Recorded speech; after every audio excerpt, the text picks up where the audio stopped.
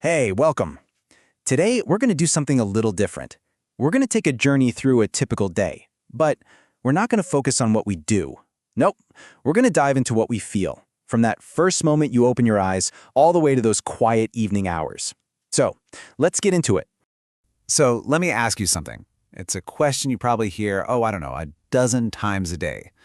How are you today? Simple, right? But hold on. Before you answer, just take a real second. Think about it. Right now, at this very moment, how are you really doing? And if you're anything like me, I bet I know what just popped into your head. I'm fine.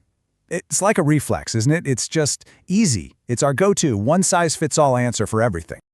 Okay, so let's try that again. Let's push past the automatic answer. How are you really? Because that one little word, fine, man, it can hide a whole universe of feelings, right? It can hide stress or excitement or nervousness, even calm. So what's actually happening behind the scenes? You see, every time we just say, I'm fine, we're actually missing a huge opportunity. An opportunity to, really connect with someone else. And maybe even more important, an opportunity to connect with ourselves. But guess what? There's a much better way to answer that question. And here it is. I call it the feeling plus reason formula. It is so simple. Just two little steps. Step one, name your actual feeling. Are you tired, excited, a little bit stressed? And then step two, just add your reason. So instead of I'm fine, you could say something like, I'm feeling really energized today because I actually got a full 8 hours of sleep. See? Simple, but way more honest. All right, let's start our journey at the very beginning. The alarm goes off, or maybe the sun wakes you up. In that first quiet moment when your eyes open, the feelings are already there, aren't they? Before you've even had a sip of coffee or said a single word. Yeah, mornings pretty much have two starting lineups, don't they? On one side, you've got team peaceful and calm. That's when you wake up and the day feels like this fresh, clean page just waiting for you. But then there's the other team tired and grumpy. And on those days, it feels like there's a little gray rain cloud just hanging right over your head. Now, sometimes it's not even about your mood, is it? It's purely physical. And there's a perfect phrase for that. Feeling under the weather. This is when your body is just not cooperating. Maybe you've got a headache, or you just feel kind of weak and sniffly, like a cold is coming on.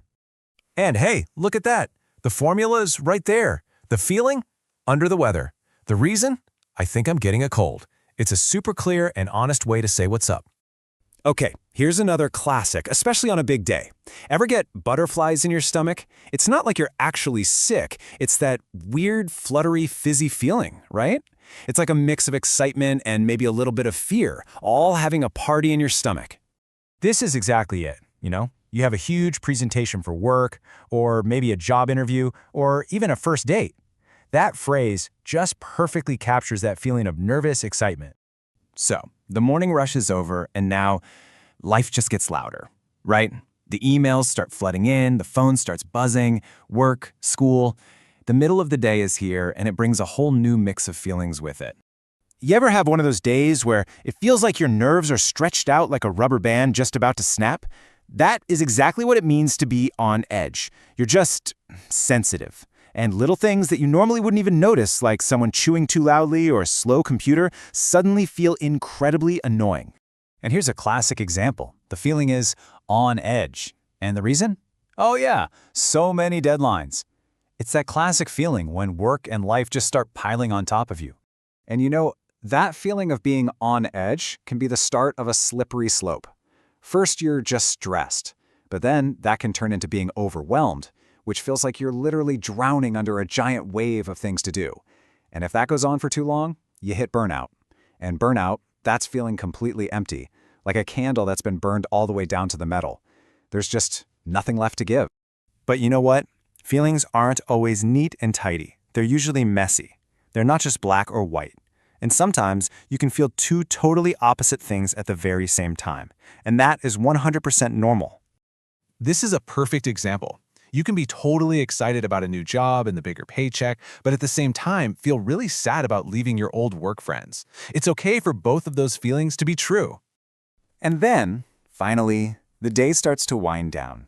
The sun sets, the emails stop pinging, the evening's here. And as the world outside gets quieter, Sometimes the world inside our heads gets a whole lot louder. Yeah, evenings can really go one of two ways, can't they? Some nights are all about feeling cozy and relaxed. It's that good kind of tired, you know? Your brain finally gets to kick off its shoes and just chill. But then, there are the other nights, the lonely and sad ones, when the silence in the room just makes you feel way too alone with your own thoughts. Here's a great phrase for those heavy kind of evenings: feeling down in the dumps. It's when you just feel sad and low, and you don't really have the energy for anything. And a lot of the time, there isn't even a big reason for it.